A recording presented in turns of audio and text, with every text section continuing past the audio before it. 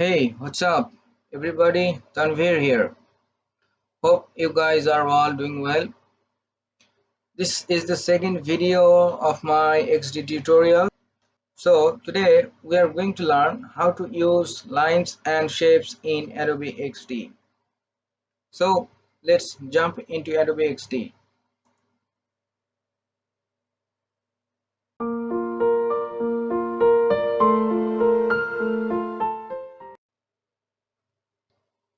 So, here we go. Let's create a new file. At the left side, you can see all of these tools here. I have told you previous time this is the select tool, and here this is the rectangle tool and its shortcut is R, and next it's ellipse tool, its shortcut is E, and next is polygon tool, its shortcut is Y, and next is line tool and its shortcut is L. Today we are going to talk about these four tools: rectangle, ellipse, polygon, and the line tool. First, select the rectangle tool and create a rectangle here.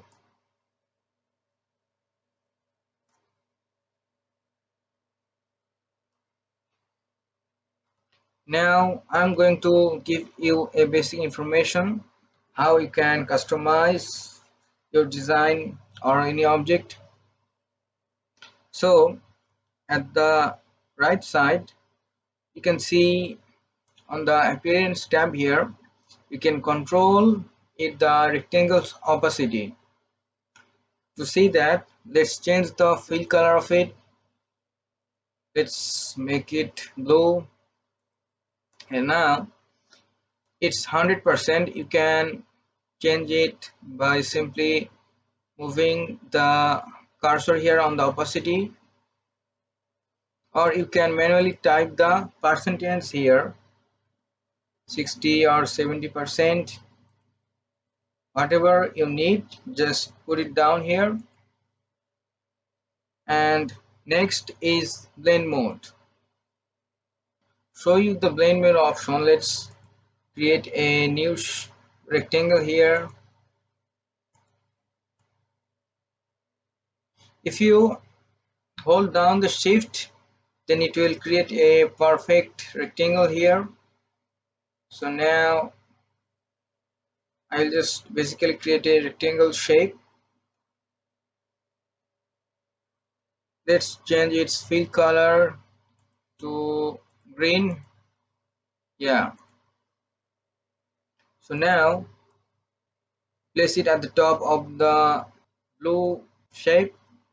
If you select the blend mode here to darken, you'll see the difference here. Like Photoshop, we used to use the blending options and blending mode on Photoshop. Also, we have the same option in Adobe XD. You can see we have put the blend mode to screen, and you can see the result here. So designers, you guys can use this blend mode feature to customize your design. So this is the blend mode, and next you can adjust the different radius for each corner. Here is the border radius option. We have selected this green rectangle here. Now put it here a number 50. You can see the changes. And one more thing, that is, here you might have noticed these controls here. If you drag your mouse here, it will increase or decrease the border radius. Like Illustrator, we have the feature on Adobe Illustrator but not in Photoshop. But on Adobe XD we have the feature here. So it is very time saving for us or if you want to give a custom corner radius, then you can use this option here, different radius for each corner. Suppose put 50, and here I will put 120. Yes, like this you can customize any rectangle shape. And next, we have already seen the fill color, and also you can see that here the color picker or eyedropper tool, you can use any color from by using this tool. Let's pick this blue color from the move tool, you can see. So now let's see the border here. You can also uncheck this border. Let's zoom in. By default, here is the border here. You can change the border color from here. I want to show you a few things. You can adjust the border size from here. Let's make it 10. And also you can create a dotted border dash here. You have to put the dash size and also its gap. You can see the dotted border here, and here you can see a few icons. So the first one is inner stroke and the second one is outer stroke. If you select this, you can see the border or stroke go to the outside of the shape, and here it's the center stroke. It will remain in the center position. You can see that the stroke is now at the center position, and if you select inner, then it will go to the inner of the object. The outer stroke is fine, and here the butt cap, round cap, and projective cap. Let's select it now. It's butt cap, and if you select the round cap, you can see the stroke will be rounded. You can see here it's rounded right now, and if you select the projecting cap, it will take extra space more than the dash. Now we have the 50%, 50 size of the dash, but it will take more size. To understand this projecting cap, I will create a line tool next so that it will be clear to you, so don't worry about it. And next, here the first one is meter join, and then round join, and then bevel join. If you select this bevel join, so now let's zoom in. You can see the edge of this stroke cuts up here, and if you select this one, it will create a round shape or create a border radius here, and this is the normal one.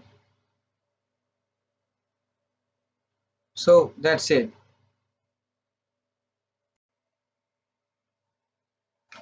So next is the effects. You can see three options here: inner shadow, drop shadow, and background blur. So now let's check this inner shadow here. If you click this option here, you can see here it creates a inner shadow inside the shape. It's visible here at the top. If you put X3 here,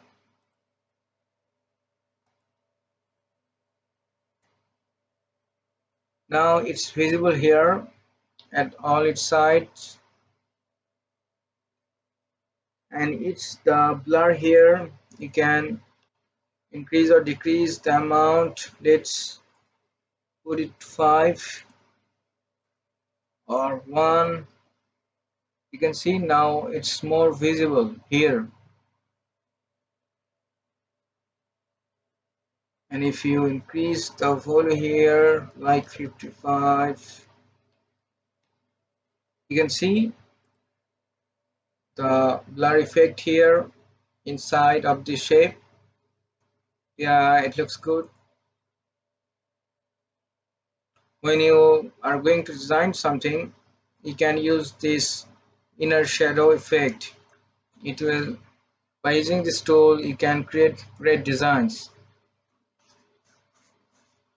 And next is the drop shadow. To see this, let's uncheck the border and fill color to white. Now it's more visible to us. Let's change the X position to 5 and the bright blur to 12. Now you can see the drop shadow here.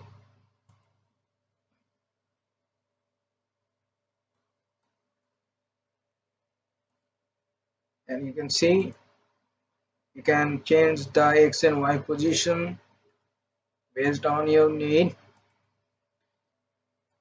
Or also you can put 0 to see the equal shadow everywhere around this shape. This is how it looks like. So now the next is background blur. To show you the background blur, let's change the fill color and move one shape at the top of here. Now select the background blur here. You can see the difference. It creates a blur effect behind the shape. You can increase or decrease this amount, brightness and opacity. You can put it manually here. Also you can adjust the brightness, and also you can adjust the blur amount. See, so we have talked about effects, blend mode, appearance, without, layout, transform and component. I will publish website design and app design videos using XD. Then I will talk about these transform features, especially these three features. Now let me show you these transform features. Then it will flip horizontally the shape, and it will flip the vertically flip the shape.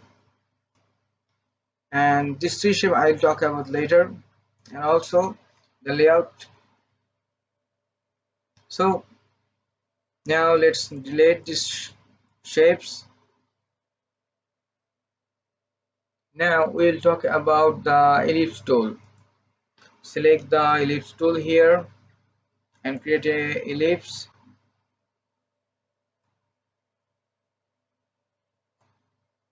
Change its fill color here.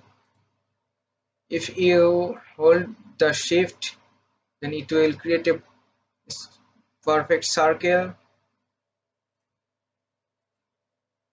All the properties are same here: the appearance, blend mode, the stroke, fill, border and effects.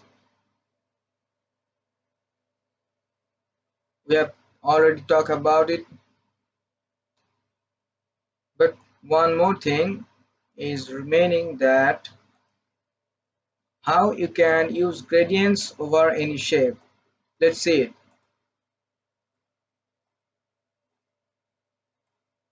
Let's uncheck the border here.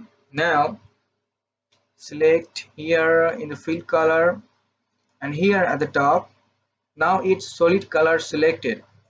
Click here and you will see a few options: linear gradient, radial gradient and angular gradient. So select the linear gradient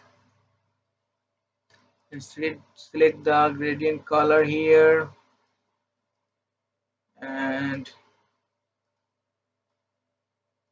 Yeah, you can also customize the color direction like this, or also you can change its opacity like this here by manually typing it the percentage here, or also you can use the radial gradient here. It will create a radial effect. This is how it looks like. And next is angular gradient. It will behave like a angle like this. This is the angular gradient here. But one more thing you need to remember, that we can use gradients only for the fill color, not the border color. If you select the border color here, you'll not see any gradient option here. So this is the ellipse tool, and next is the polygon tool. Let's delete the shape, select the polygon tool and create a new triangle.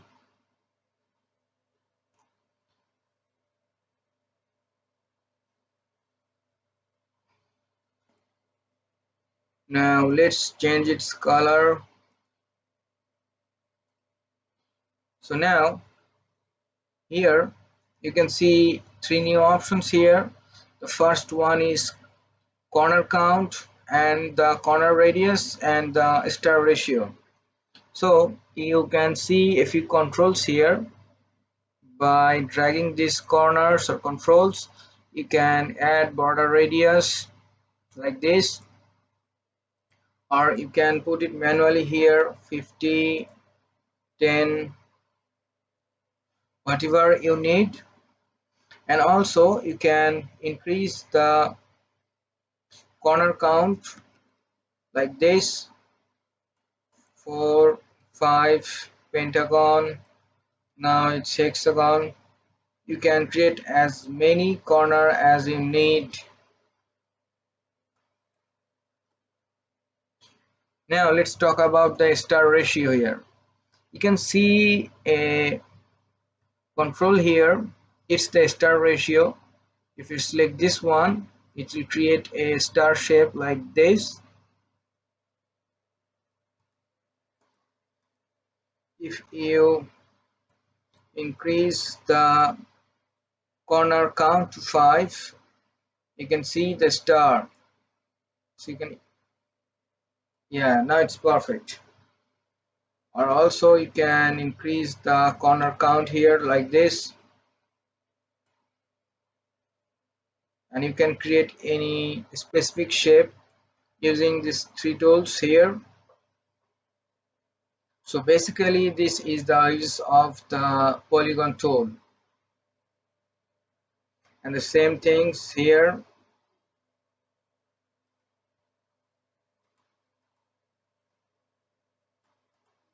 So now let's talk about the line tool. Now you can select a simple line simply dragging your mouse like this. This is the first control and this is the last control here. You can move the line direction, or also you can create a perfect line, horizontal or vertical line, by pressing or holding the shift. And also you can move your line by 45-degree by pressing shift like this. And here let's talk about this projecting cap here. So I told you I will explain you the projecting cap. So now you can see we have a line selected here. Let's zoom in, and here we can see only the border property There is no fill property here. This is why, because it's a line here, the line has only the border property, it's a stroke. That's why you can't see any fill property here. Now you can see the top of the line here. Now it's butt cap selected. When the butt cap selected, you can see the control of the line here. It positioned at the top of the line edge, and if you select the round cap, it will create a round shape at the edge of the line with a little space. And if you select the projecting cap, then it will take a few extra space here. So that's enough for today.